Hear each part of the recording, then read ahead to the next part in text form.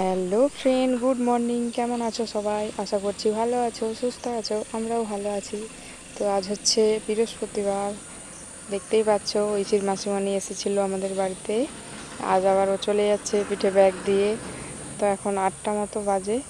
সকালে সমস্ত কিছু কাজ সারলাম, বাড়ির কাজ, তারপরে ওকে বাসে তুলতে এসেছি।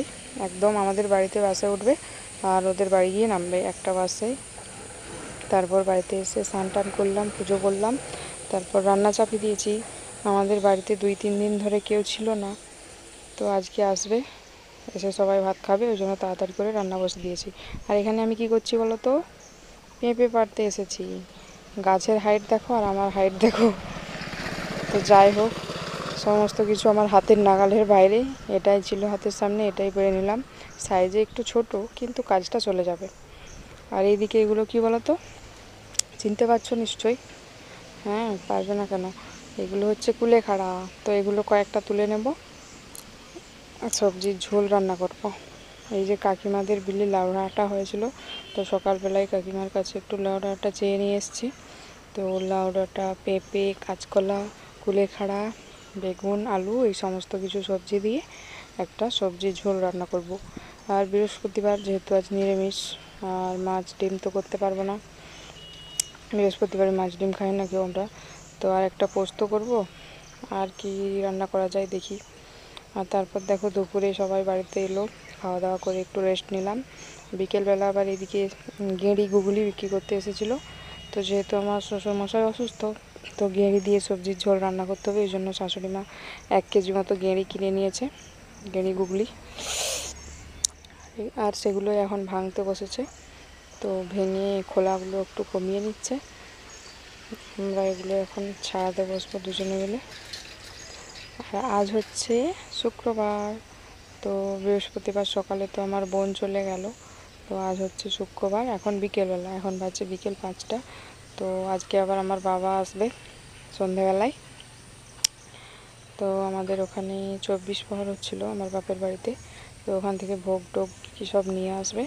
আর শ্বশুরমশাই যেহেতু অসুস্থ ছিল, তো ওনাকেও দেখতে আসবে, একদম একবারে সব কাজ হয়ে যাবে। তো সকালবেলায় অনেক কিছু জামাকাপড় কাচাকাচি হয়েছিল, যেহেতু বৃষ্টি হচ্ছিল 2 দিন ধরে। তো অনেক কিছু জামাকাপড় জমা হয়েছিল, ওইগুলোই কেচেছিলাম, ছাদে এখন তুলে নিচ্ছি ওইগুলো। আর এইদিকে দেখো রান্না বান্নার জোগাড় করছি আমি। এখানে আলু পোস্ত কেটেছি, আর কয়েকটা ভাজাভুজি কেটেছি। আর এখন চিকেন রান্নার জন্য আদা রসুন পেঁয়াজ ছাড়িয়ে নিচ্ছি। ওফ মাগো, কি গরম!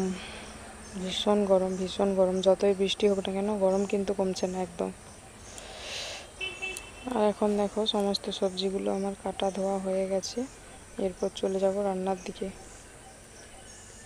তো দেখো বন্ধুরা, রান্না একটু দেরি আছে, মানে বাবা যেহেতু আসতে দেরি আছে একটু টাইম, তো ভাবলাম এখন থেকে আর রান্নাটা চাপাবো না, একটু ঘুরে আসি। এখন আমি আর ওইসে চলে এসেছি একটু পিছের দিকে ঘুরতে। তো তারপর সন্ধেবেলায় দেখো এখানে ভাত বসানো হয়েছে, আর এখানে আলু পোস্তর আলুগুলো প্রেসারে সিদ্ধ করতে দিয়েছি। আর এখানে ভাজাগুলো নুন হলুদ মাখিয়ে রেখেছি, একদম খাবার সময় গরম গরম ভাজবো। আর এখানে দেখো ঝাল ঝাল লাল লাল চিকেন হচ্ছে। তো এই যে দেখো আমার বাবা চলে এসেছে ফাইনালি। তো এই সমস্ত ফল সবজি, তারপরে আরও অনেক কিছু সব নিয়ে এসছে। যাই হোক, বাবা এলে ভীষণ আনন্দ, কী আর বলবো। এই যে দেখো এই সমস্ত কিছু নিয়ে এসছে। আর ঐশী তো ভীষণ খুশি, অনেক দিন পর নয়, হ্যাঁ বাবা তো অনেক দিন পরই এসেছে। তো কালকে যেহেতু ওর মাসিমণি বাড়ি চলে গিয়েছিলো, ওই জন্য ওর মনটা একটু খারাপ হয়ে গেছিলো। তো আজকে আবার দাদুকে দেখে ভীষণ খুশি হয়ে গেছে, লাফালাফি করছে। দেখো পিঠের মধ্যে কি দুষ্টুমি করছে। তো বন্ধুরা, আজকের ভিডিওটা এই পর্যন্তই। দেখা হবে আবার পরের ভিডিওতে। ভিডিওটা ভালো লাগলে একটা লাইক করে দিও। Tata, bye bye.